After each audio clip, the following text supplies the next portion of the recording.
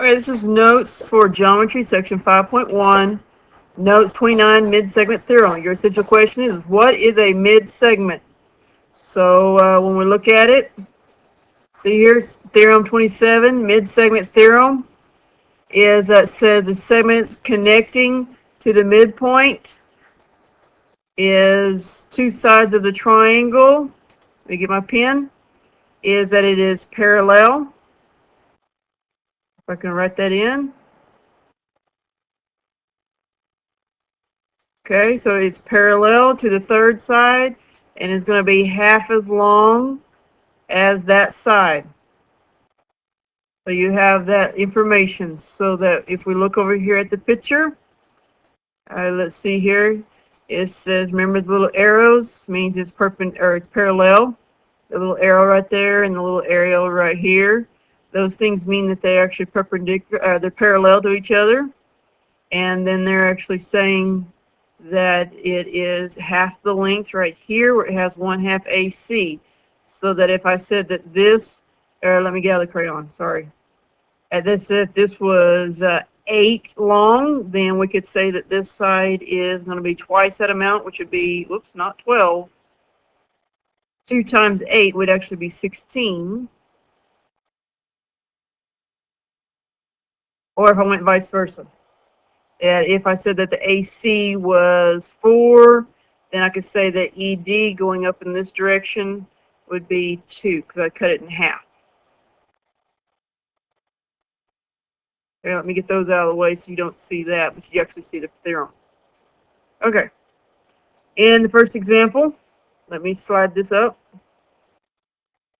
The large triangular window is segmented as shown in the diagram. DF and EF are the mid-segments of that triangle ABC. Remember, a mid-segment is going to be parallel to the third side, and it is half as long as that particular side. So let's say if we're looking for, let's take the, let's go with DF first. Let me highlight it, what we're looking for.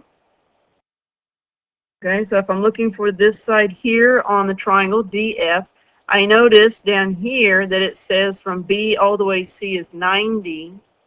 So that means I'm going to take the 90 and I'm going to divide it by 2, which gives me 45. And that will actually be the length of that mid-segment DF. That'll be my answer. Okay. To find the AB segment, I'm going to notice, let me get my highlighter this time, and let's change colors. I'm looking for a B, this entire length here, but I notice it's corresponding, the parallel side is 45. So if I go back here, I'm going to say, all right, well, if I know the mid-segment is 45, if I double it or multiply it times 2, I will actually get the segment length of 90, which is my AB length. Okay, and that would be my answer.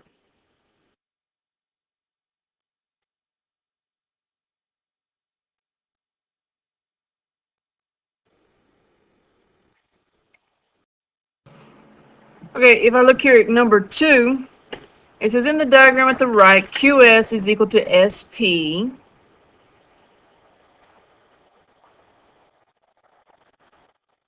Okay, I'm sorry. QS is equal to SP, so I'm going to put little congruent marks on those, showing those two parts are congruent, which means S is our midpoint. So I'm going to put midpoint here. And I'm just going to shortcut it here. And then it also tells you that PT is congruent to TR, so that means this piece is congruent to that piece, which also means that T is our midpoint. Okay? And it says show that QR is parallel to ST. So we want to show that this guy is parallel to that one.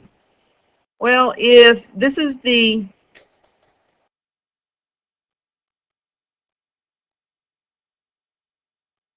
midpoints, let me rewrite this in here. It says since QS is equal to ST, and PT is equal to TR. S and T are midpoints.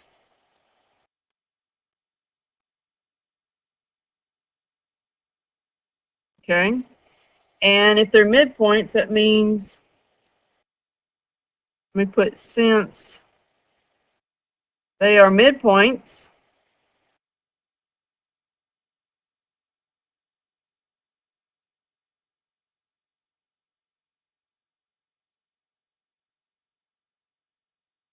a comma there, that means that ST is a midsegment.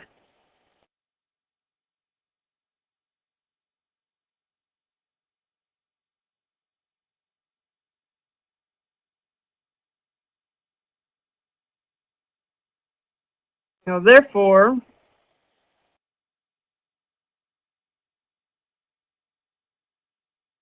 that QR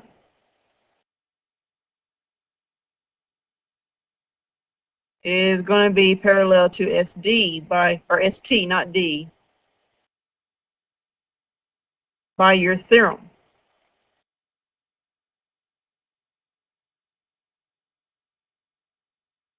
that we had just up here above us. Right there, theorem 27, midsegment of a triangle. Okay. And number 3, in the diagram, ST and TU are midsegments of your triangle. And then wants us to find PR. So if I look for PR first, PR is this bottom line. And I notice the parallel side is 8. So that means I'm going to take the 8, and I'm going from a smaller segment to a bigger segment. So that means I need to multiply it by 2. And that tells me that length is 16 feet. And that will be the length of PR.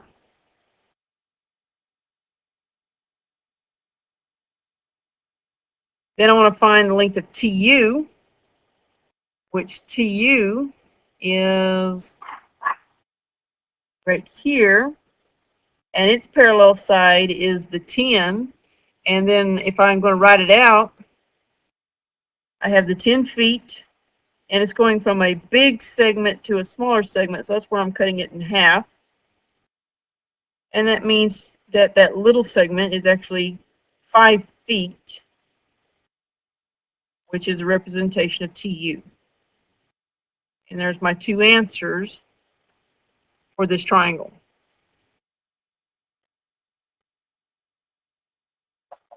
On number 4, we've got the same scenario taking place. It says XY or XZ is this length, and ZY are midsegments. Both those guys are midsegments.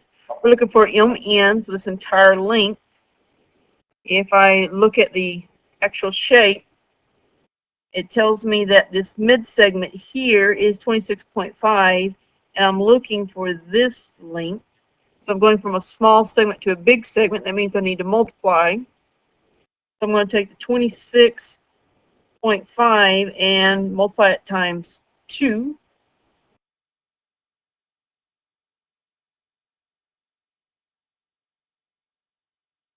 Okay, and I believe that's 53 centimeters will be my segment MN. And the next part, I'm looking for ZY. Back with my yellow. ZY is here, and its corresponding parallel side is 28 centimeters. So my number is a big segment. It's going down to a smaller segment. So that means I need to actually cut it in half. So I'm going to take 28 and divide by 2, which is 14. And that would be centimeters would represent YZ. My answers.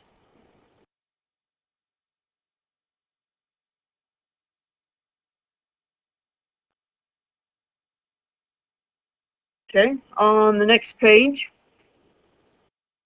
we have number 5. DE is in the diagram. It says it's 6 inches. And ED and DF are mid-segments. We want to find DF and BC. But for DF first, it tells me that the parallel side is 14. I'm looking for this length, so I'm going to take that value of 14 and do what with it? Getting smaller, so I'm going to divide by 2. That means this is 7 inches long. This is represented by DF.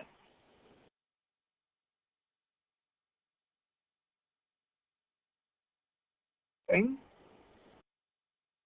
The other side is BC, which is going diagonally here. The parallel side that goes with it is at 6 inches. So since I'm going from a small side to a larger side, I'm going to multiply it by 2 and see that the long side is 12 inches, and that represents my BC. And there's my 2 answers.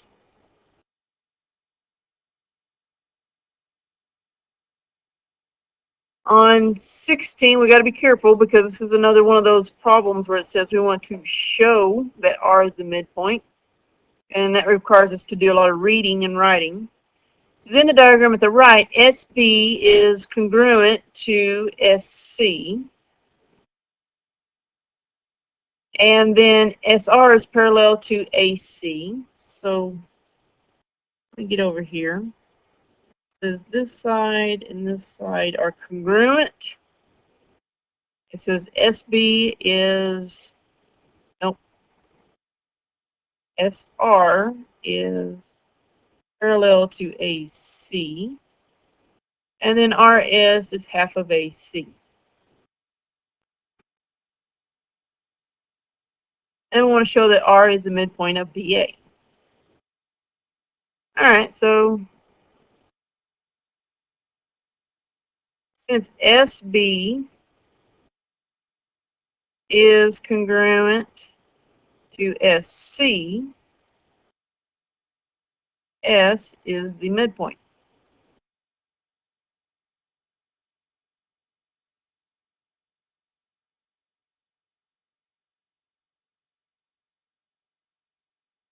Okay? Since RS is parallel to AC, and RS is half of AC,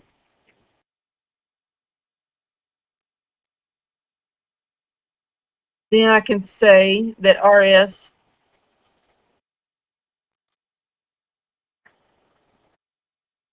is the midsegment.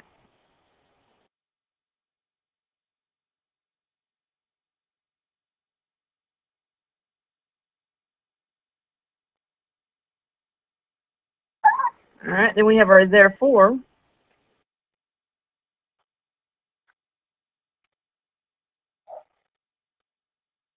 R is a midpoint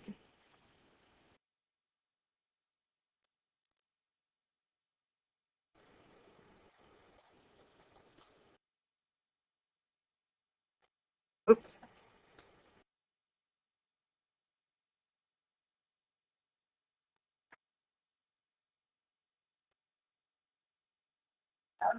let me go back to where it was.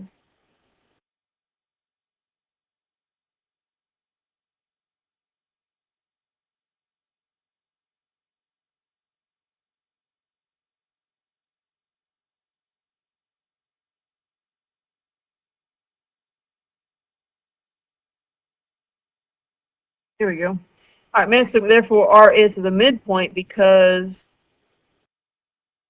of RS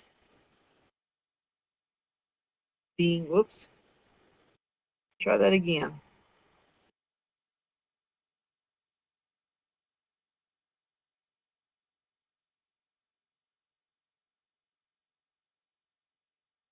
Being a midsegment.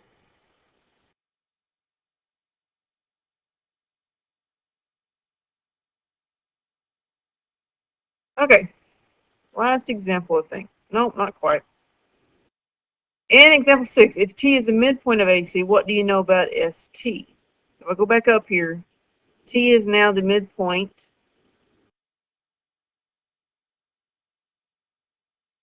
If T is the midpoint of AC, then what you know is that ST is a midsegment.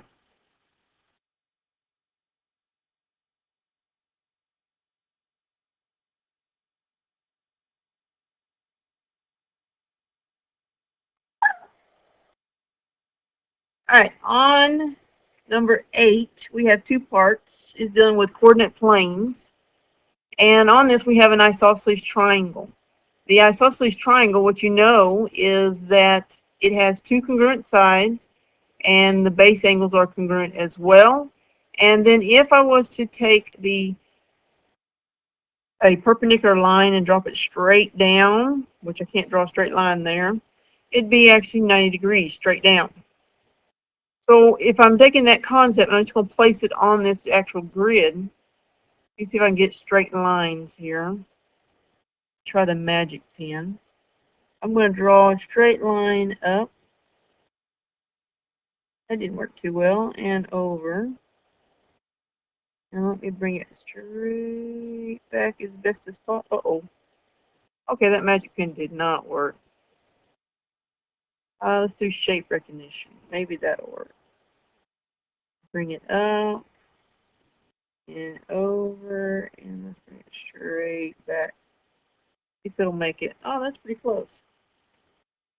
That's pretty close. Make our shape similar to this setup here. Okay, well, we should know that the coordinates of this point, let me go back to my original pen. The coordinates of this point here, we should know as 0, 0. And then the distance along this line at the bottom should be A distance. So that means this coordinate out here should be A and a 0. Now, the line up here at the top, I know is exactly half of A. Since this entire length is A, this line is going to be in the middle, so it's half of A. And then it rises up a certain amount, which I don't know what it is, so that's where we place the letter B. So that we have the coordinates of our vertices. Now, the side length, I know the bottom is A, but the side length here, to find this length, I'm actually valuing it and saying, let me get a dotted line in here, or a red line. If I was to drop this line straight down as best as I can, and realize that this is a right angle, then I know that this side here, the height, is a B, and this length here is half of A. So if I think about Pythagorean theorem, I know I'm going to take these two values, I'm going to square them,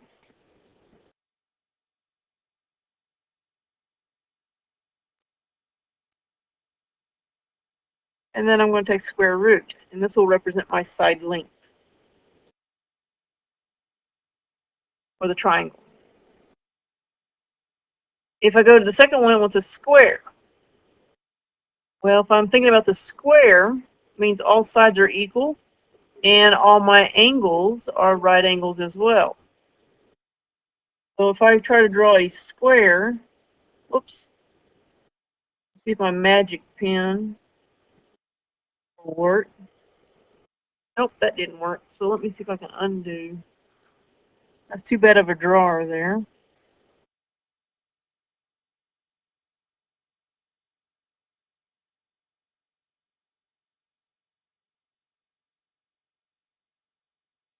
And it still didn't like that.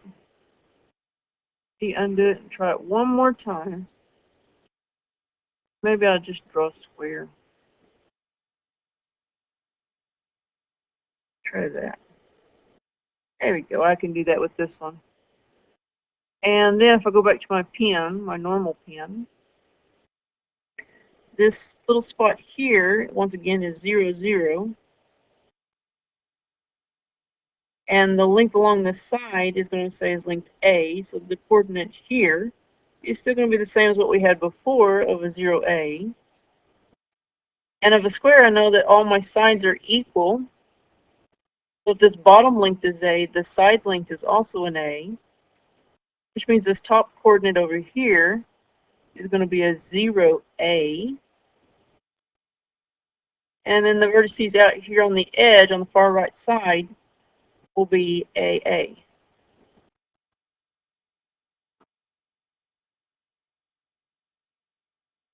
I have my side lengths and I have my vertices. All right, make sure you answer your mid-segment summary so that your notes will be complete.